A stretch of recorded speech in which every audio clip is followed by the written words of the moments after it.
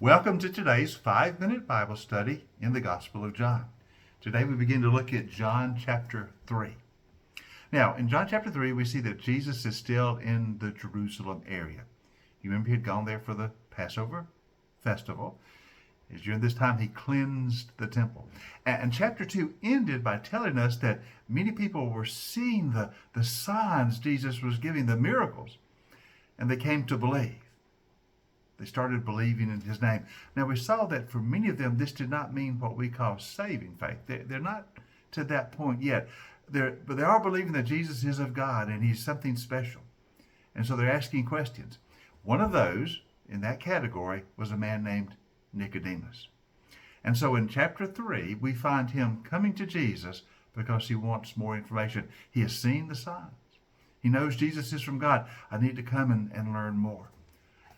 So that conversation begins in chapter 3. Now, there was a Pharisee. Now, normally, the Pharisees are opposed to Jesus. But Nicodemus is a different sort of character. He's a man of integrity. And he has recognized that Jesus is of God. No one could do the things he's doing if he were not from God, but I need to know more. So Nicodemus, a Pharisee, he comes. He was a member of the Jewish ruling council. Now, the Jewish ruling council is the Sanhedrin. They were in charge of the political life of Israel. Of course, the Romans are in charge, but the Romans allowed the Sanhedrin, the Jewish ruling council, to oversee affairs of state. So they are the government, but they're under the authority of the Romans. Nicodemus is a member of that ruling council. He has authority, he has leadership, he is part of the government, but he wants to know more about Jesus. So there was a Pharisee, a man named Nicodemus, who was a member of the Jewish ruling council. He came to Jesus at night. Now, why does he come at night? Why doesn't he come in the daytime? Why doesn't he come when Jesus is teaching in the temple courts or in Jerusalem? Probably because he's a little bit intimidated by his fellow members of the council. Most of them are opposed to Jesus. And so though he wants to know more, he wants it to be done in secret. Now, yeah, it would have been better to come in the daytime, to be open about it, but at least he's coming. Even though there's a little bit of reservation, even though he's kind of intimidated by the crowds, especially those on the ruling council, still he comes, and let's give him credit for that. So he comes to Jesus at night. He says, Rabbi. He knows Jesus is a teacher. Rabbi, we know that you are a teacher who has come from God, for no one could perform the signs you are doing if God were not with him. Now, you see the kind of faith Nicodemus had. He recognizes that Jesus is a true teacher.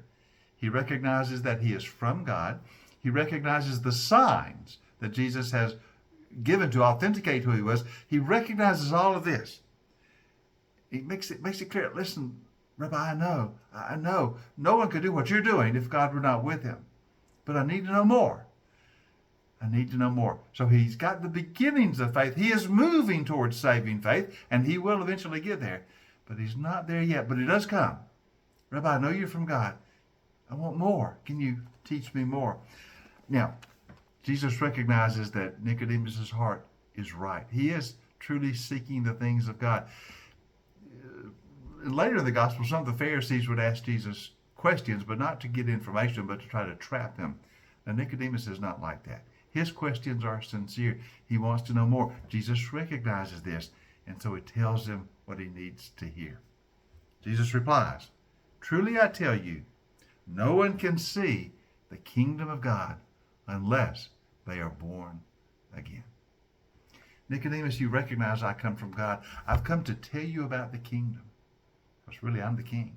I've come to tell you about the kingdom and to let you know that if you're going to experience God's kingdom, if you're going to experience his power, his rule in this world, you must be born again. Something so radical must happen in your life.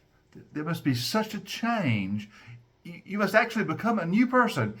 You must be born all over again. You must be born anew. You must be born again. Now, Nicodemus has never heard anything like this before. He probably assumed Jesus would give him some new teachings about God, but something so radical as being born again, it's going to take you a while to get his mind around this. But to know the kingdom of God, Nicodemus, and we must hear this as well, to know the kingdom of God, it's not just a little bit of improvement that is necessary. No, You must have a total change of life. You must become a new person. You must be born again. In tomorrow's session, we'll go a little more into detail about what Jesus meant and how he explains to Nicodemus what it is to be born again. So join us next time for our session in the Gospel of John.